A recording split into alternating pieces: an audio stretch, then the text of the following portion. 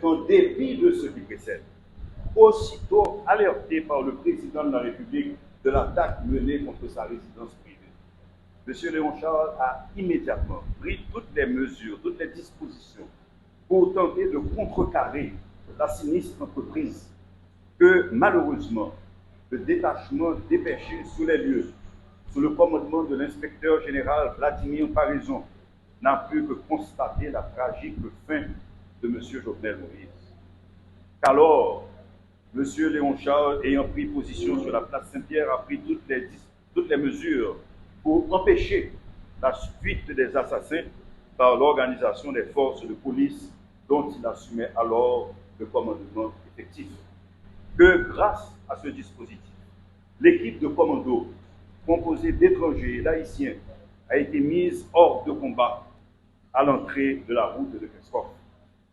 Attendu qu'il est de la plus haute importance de souligner que suite à l'échange de tirs ayant mis l'équipe d'assassins sous son contrôle, M. Léon Charles s'est assuré que ses membres demeurent vivants, de même que ceux qui furent capturés par la population, afin de permettre qu'une enquête policière et judiciaire détermine leurs motifs, leurs commanditaires et les complicités internes dont ils ont pu bénéficier. Que si M. Léon Charles craignait des révélations compromettantes pour lui, alors qu'il les tenait à sa merci, et il aurait faim de continuer le combat jusqu'à leur élimination complète, que cette attitude suffit à elle seule à écarter toute soupçon de complicité à l'encontre de M. Léon.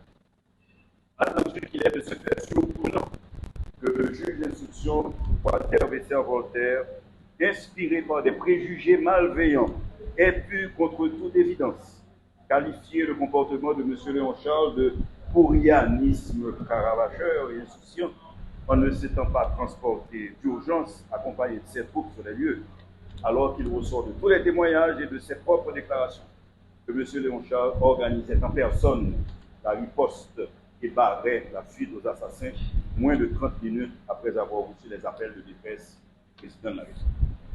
Par ses causes et motifs, et tous autres à suppléer le droit d'office et d'équité, constater que lors de la nuit du drame, M. Léon Charles a pris toutes les diligences pour contrecarrer l'action des assassins et par la suite leur barrer la route. Constater que M. Léon Charles a tenu à maintenir en vie les assassins pour qu'ils répondent aux questions de la justice. Dire que par ce comportement, M. Léon Charles ne craignait pas les divulgations, il ne craignait pas la divulgation de révélations compromettantes à son encontre. Dire qu'à cet égard, il ne peut être retenu aucun indice de complicité à l'encontre de M. Léon Charles et le renvoyer par conséquent des liens de l'imputation, ce sous toute réserve. Ce mémoire a été déposé au parquet le 8 novembre 2024.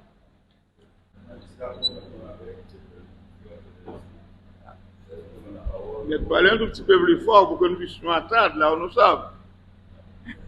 Ou bien si vous voulez avancer un tout petit peu.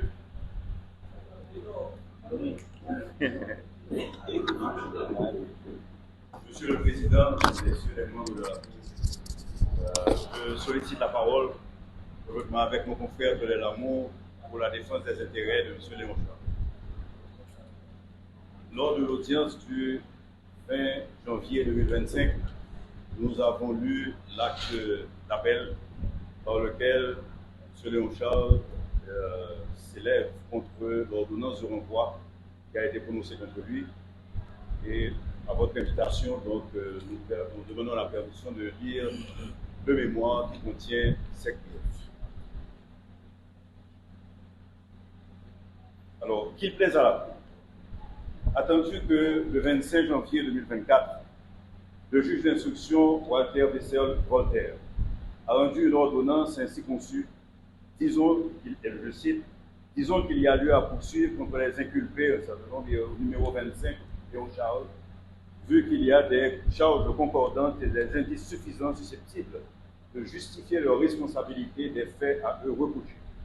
Les renvoyons en conséquence devant le tribunal criminel siégeant sans assistance de jury pour y être jugés sur les faits d'association de malfaiteurs, de vol à main armée, de terrorisme d'assassinat et complicité d'assassinat, crimes commis au préjudice de son Excellence Jovenel Moïse, faits prévus et punis par les articles 224, 225, 226, 227, 240, 241, 243, 247, 248 et suivants, et suivant le décret du 4 mai 2023 du Code pénal, ce conformément au prescrit des articles 119 et 120 du Code d'instruction criminelle, ordonnons qu'il soit pris de corps et écroué s'il ne s'y trouve déjà. Fin de citation. Attendu que cette ordonnance a été signifiée à M. Léon Charles le 14 mai 2024 et que par exploit signifié au parquet le 23 mai 2024, M. Léon Charles a interjeté appel de la dite ordonnance pour les torts et griefs qu'elle nous pose. Attendu que l'appel a été interjeté dans les formes et délais inscrits par la loi, il sera accueilli par la Cour. Par ses causes et motifs et tous autres à suppléer le droit d'officialité, accueillir en la forme l'appel relevé par M. Léon Charles parce qu'interjeté dans les formes et délais prévus par la loi, sous toute réserve, et ce sera justice. Au fond, attendu qu'à l'appui de son appel, l'appelant propose les moyens suivants. Premier moyen, nullité de l'instruction pour violation des articles 398, 402, 403 et 404 du Code d'instruction criminelle. En effet, sur les articles 398 et suivants du Code d'instruction criminelle, attendu que l'article 398 du Code d'instruction criminelle dispose que les grands fonctionnaires de l'État ne pourront jamais être cités comme témoins, même pour les débats qui ont lieu en présence du jury, si ce n'est dans le cas où le président d'Haïti, sur demande d'une partie et le rapport du secrétaire d'État à la justice, aurait, par une ordonnance spéciale, autorisé cette comparution. Attendu que les articles 402, 403 et 404 du Code d'instruction criminelle précisent les formes dans lesquelles seront reçus les témoignages des hauts fonctionnaires accrédités à l'étranger.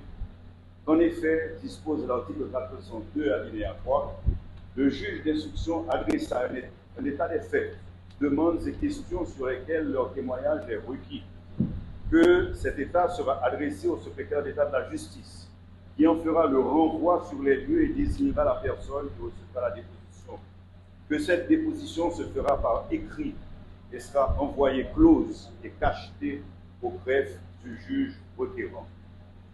Attendu que les dispositions du Code d'instruction criminelle sont d'ordre public, que le juge d'instruction ni le témoin ne peuvent y déroger, que le droit dont jouit un haut fonctionnaire est indisponible et qu'il ne peut y renoncer, et que les arrangements contraires à ces dispositions sont nuls et produisent aucun effet.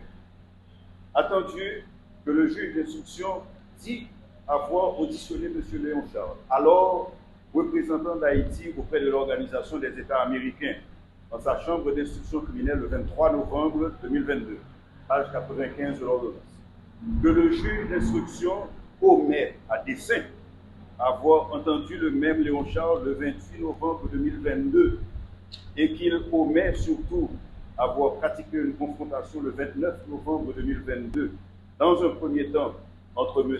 Léon Charles et M. Dimitri Hérard, ex-commandant de l'unité de sécurité générale du Palais national, et dans un deuxième temps entre M. Léon Charles et M. Jean Laguerre Civil, ex-directeur de la sécurité de la présidence de la République.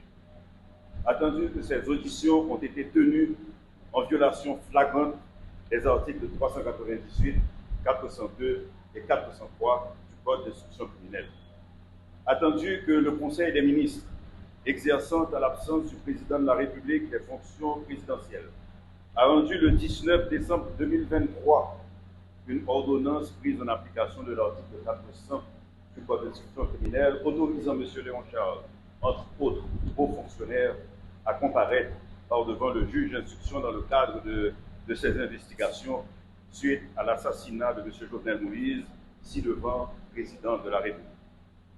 Attendu que postérieurement à cette ordonnance, M. Léon Charles, toujours en poste à l'OEA, a, par le biais de son avocat, votre serviteur, fait savoir tant au juge d'instruction qu'au commissaire du gouvernement, par courrier à eux adressé le 3 janvier 2024 et reçu respectivement le 5 janvier 2024 et le 4 janvier 2024, qu'ils se tenaient à leur disposition pour autant que soient respectés les articles 403 et 404 du Code d'instruction criminelle sur les dispositions des hauts fonctionnaires accrédités à l'étranger, que jamais, postérieurement à l'ordonnance du Conseil des ministres, M. Léon Charles n'a été convoqué, encore moins entendu par le juge d'instruction. Attendu qu'en auditionnant M. Léon Charles en dehors des principes légaux, alors que la loi lui en faisait l'obligation, et en ne l'auditionnant jamais en vertu de l'ordonnance du cabinet ministériel, le juge d'instruction a violé les articles susvisés et que son œuvre sera infirmée avec les conséquences du droit. Par ces causes et motifs, et tous autres à suppléer le droit d'office et d'équité, dire et déclarer que les articles 398, 402 et 403 du Code d'instruction criminelle ont été sciemment violés par le juge d'instruction. Dire que l'expression « ne pourront jamais être auditionnés » retrouvée à l'article 398 du Code d'instruction criminelle interdit tout arrangement contraire. En conséquence, annuler les auditions de M. Léon Charles tenues par le juge d'instruction Walter Vesser-Voltaire, les déclarer non écrites et inexistantes, et du coup, renvoyer M. Léon Charles hors des liens de l'inculpation sous toute réserve, ce sera justice. Mais en cas de rejet par impossible, magistrat, nous avançons un moyen de nullité de l'instruction pour violation du droit de la défense. Pourquoi? En effet, pour violation du droit de la défense. D'accord. Vu les articles 14 alinéa 2 du pacte international relatif aux droits civils et politiques ratifié par Haïti et 8 et article 8 alinéa 2.b de la Convention américaine relative aux droits de l'homme. Attendu que toute personne accusée doit être notifiée au préalable et de manière détaillée des charges portées contre elle, qu'elle doit disposer du temps et des moyens nécessaires pour préparer sa défense. Attendu qu'en conséquence, toute personne qui comparaît devant le juge d'instruction doit être informée de son statut. Qu'entendue à titre de témoin, elle ne peut pas être enveloppée dans l'instruction ou renvoyée devant le tribunal criminel sans qu'aucune accusation formelle ne lui ait été notifiée, la privant ainsi du droit de se défendre. Attendu que, selon un arrêt de la Cour de cassation de la République, rendu le 23 avril 1947, qui se trouve dans le Code d'instruction criminelle annoté par Jean Vandal, sous la note D, sous l'article 58. Donc, l'arrêt des précités de la Cour de cassation a reconnu, et je cite, que le développement de l'instruction permet d'inculper une personne précédemment entendue comme témoin, mais il faut un supplément d'information en cours d'appel. Mandé à nouveau, il a été interrogé comme prévenu pour qu'il puisse être enveloppé dans l'accusation et retenu comme complice, ce qui n'a pas été fait. Attendu que cette formalité substantielle n'a pas été remplie par le magistrat instructeur en ce qui a trait à M. Léon Charles, ce qui vicie son œuvre et qui fera annuler son ordonnance et tout ce qui aura suivi. Attendu qu'on entend par formalité substantielle une règle de droit obligatoire dont la méconnaissance totale ou partielle soit exerce une influence sur le sens de la décision dont elle régit l'édition, soit prive les intéressés d'une garantie. Attendu que nulle part dans l'ordonnance, à travers les pièces du dossier de l'instruction, on a retrouvé le supplément d'information au cours duquel le juge aurait demandé au commissaire du gouvernement que M. Léon Charles, auditionné précédemment comme témoin, fut interrogé à nouveau comme inculpé pour qu'il puisse être enveloppé dans le cabinet, dans le cahier de l'information. Attendu que non seulement les charges et les accusations ne lui ont pas été signifiées, comme l'exige le pacte international relatif aux droits civils et politiques et la Convention américaine relative aux droits de l'homme. Mais aucune pièce de l'instruction n'indique que le juge avait demandé un supplément d'information pour pouvoir changer le statut de M. Léon Charles de témoin en inculpé. Que, ce faisant, il a violé les droits de la défense de M. Léon Charles, que donc le juge mérite bien ses reproches.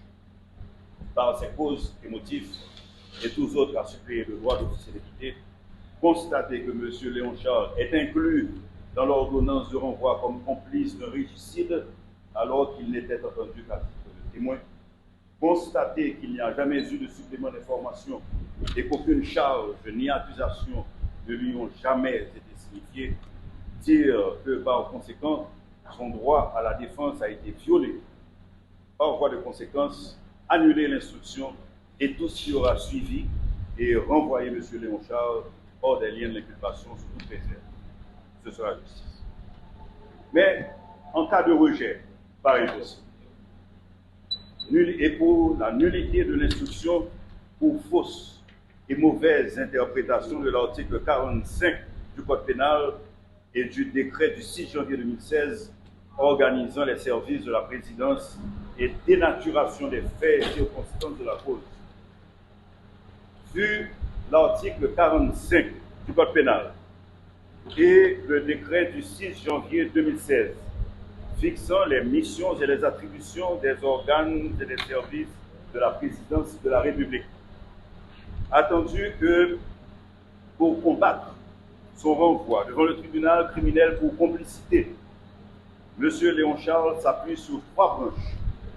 La violation de l'article 45 du Code pénal par la méconnaissance et l'ignorance du décret susvisé et la dénaturation des faits et circonstances de cette nuit tragique. Sur la première branche, prise de la violation de l'article 45 du Code pénal.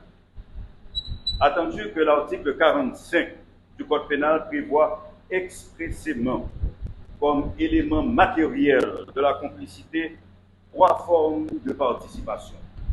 La complicité par provocation, la complicité par instruction, alinéa 1, et enfin la complicité par assistance, alinéa 2.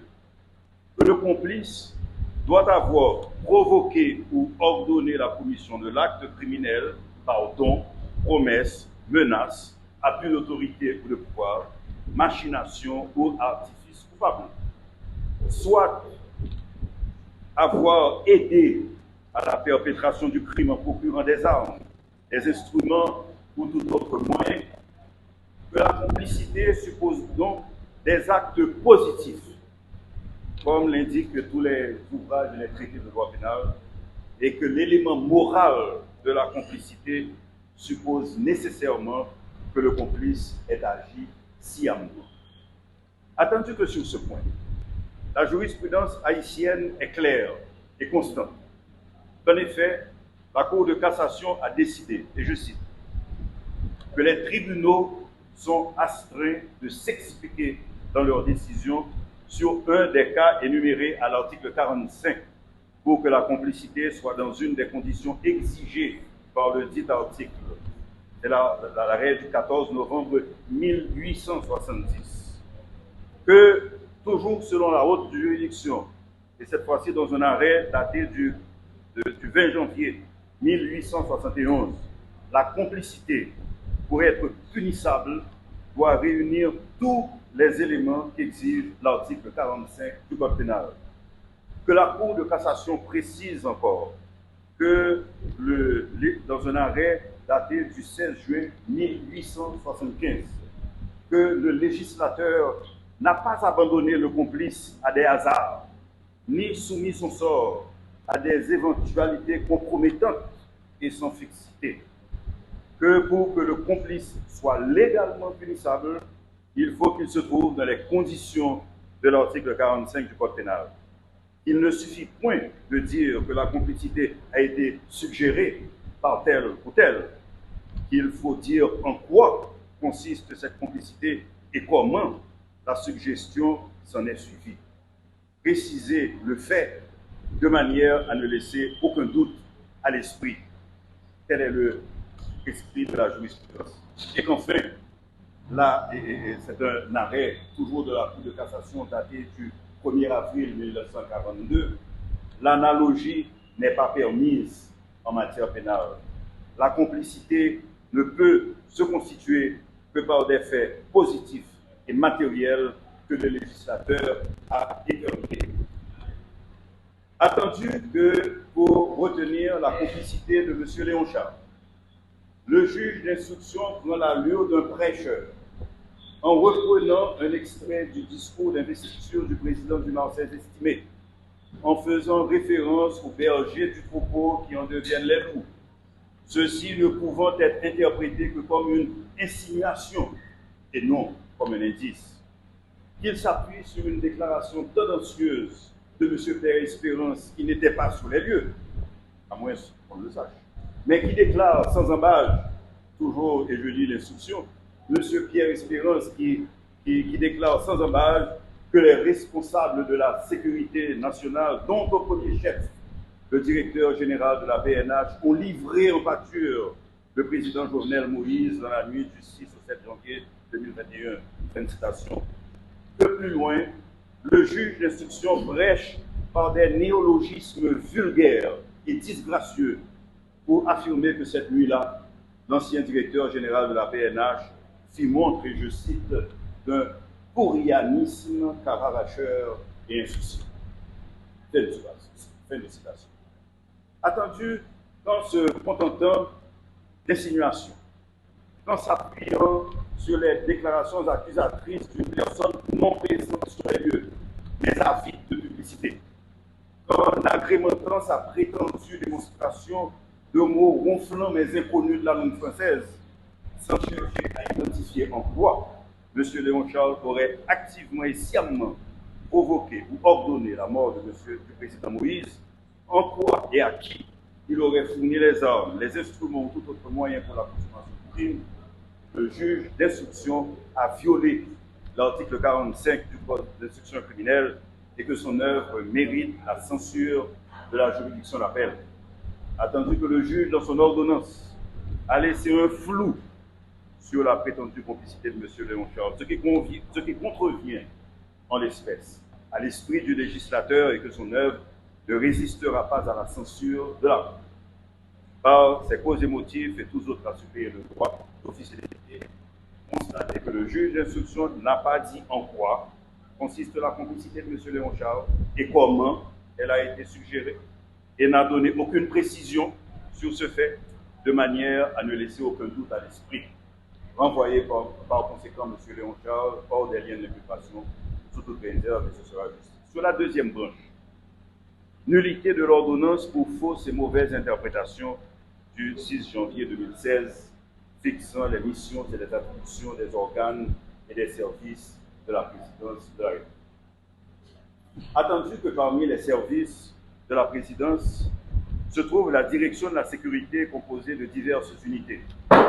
L'unité de sécurité générale du Palais national, du SGBN, l'équipe contre embuscade, 4, l'unité de sécurité présidentielle, USP, le service d'identification, SI, et le service de la sûreté.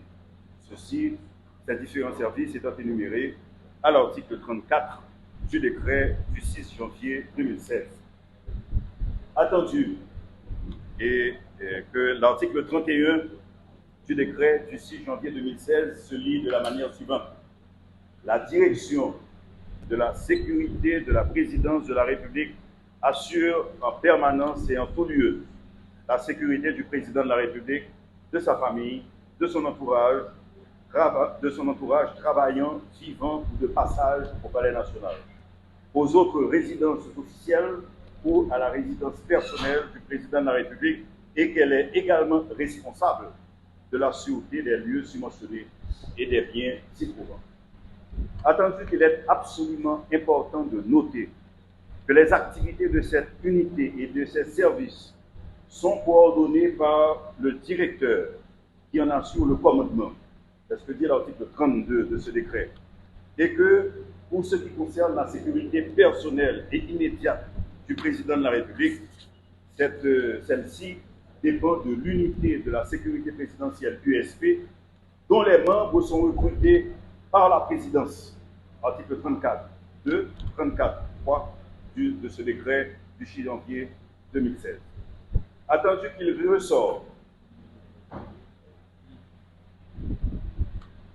qu'il ressort de la lecture du décret du 6 janvier 2016 que l'organisation, le recrutement, le fonctionnement de la direction de la sécurité de la présidence échappe à l'autorité du directeur général de la PNH, que le directeur de cette direction qui assure le commandement des différentes unités et services assume donc en contrepartie la responsabilité des failles, manquements et échecs de la sécurité présidentielle, que ces manquements et échecs ne peuvent, en raison de l'organisation de cette direction, être imputés au directeur général de la PNH d'alors, M. Léon Charles.